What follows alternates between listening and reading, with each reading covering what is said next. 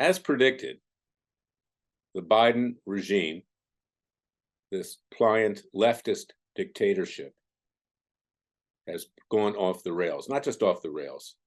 They have now become the enemy of the Jewish people and of Christians and of anyone that believes in God, frankly, throughout the world. Yesterday, you had Kamala Harris, who people call Cackala Harris, come out and say the real problem in this country is Islamophobia. At the same time that Jews are being threatened, not just in Ivy League universities, but in every major city under attack.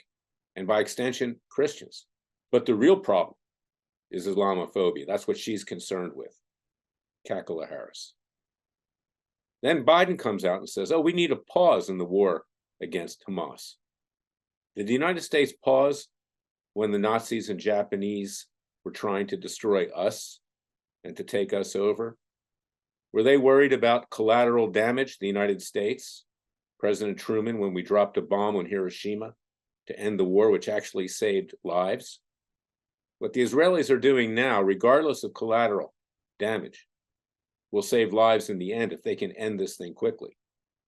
And what Biden is doing, this treasonous, traitor, criminal, liar, brain-dead moron who is totally dependent on certain minority groups, so he thinks will get him reelected. Well, he ain't going to make it to November 2024. He'll be dead by then of his own natural causes, or the Democrats will give him something and he doesn't wake up so they can insert Gavin Newsom or somebody else, because this guy couldn't win for dog catcher at this point in time.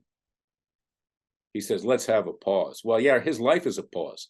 They couldn't even get him up when this thing erupted several weeks ago. It took him 5 hours to get him out of bed to do something.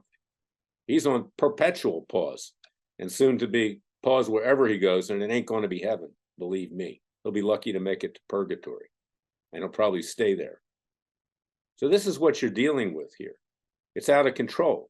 And then Anthony Blinken, this graduate of Yale University, philosophy major. Yeah, philosophy, right? That prepares you for national security. This guy, this clown, this leftist Jew in his own right, who's a traitor to his own people, says, I'm going over there and advocating for a pause. And I'm worried about the innocent Palestinians. Well, everybody worries about innocent Palestinians, but you know what? 80% of them voted for Hamas in Gaza. As Toyota says, you asked for it, you got it, Toyota. Get the hell out of there, as the Israelis told you to do. Don't hang around. And if you look at the people that are in these refugee areas bailing out, these are Hamas fighters. That's what they are. They're military-aged men. Yes, nobody wants to see children and women hurt. But unfortunately, that's the way of war. And right now, the most humane thing is to end this as quickly as possible, to allow the Israelis to do their job. And the United States should be doing its job.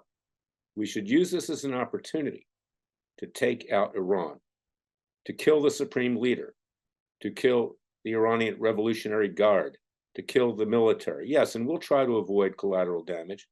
We have tactical nuclear weapons that we should have used with the other idiot, George W. Bush, at Tora Bora after 9/11. We can just take them out.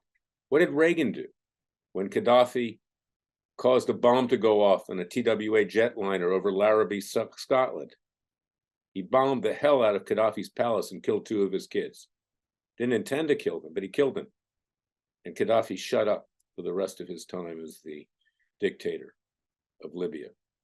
Ronald Reagan is turning in his grave. He's turning in his grave. Our founding fathers are turning in their graves. They see the end of this country. And look at these brain-dead kids, almost as stupid as Biden himself, or Cackala Harris, who weren't around when 9/11 happened. They weren't even born yet. They think they know the answers? Well, go live in Gaza. We'll give you a one-way trip.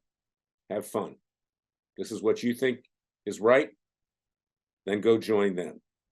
That's my message for today. Please go to freedomwatchusa.org. We sent a letter yesterday to the Speaker of the House, Mike Johnson, the new Speaker, to remove Joe Biden, to send the Capitol Police to have him arrested and incarcerated immediately Freedom Watch obtained a legitimate indictment, and then in a citizen's trial, a conviction of Joe Biden for bribery from communist China, Russia, Ukraine, and also negligent homicide in Afghanistan. We want that enforced.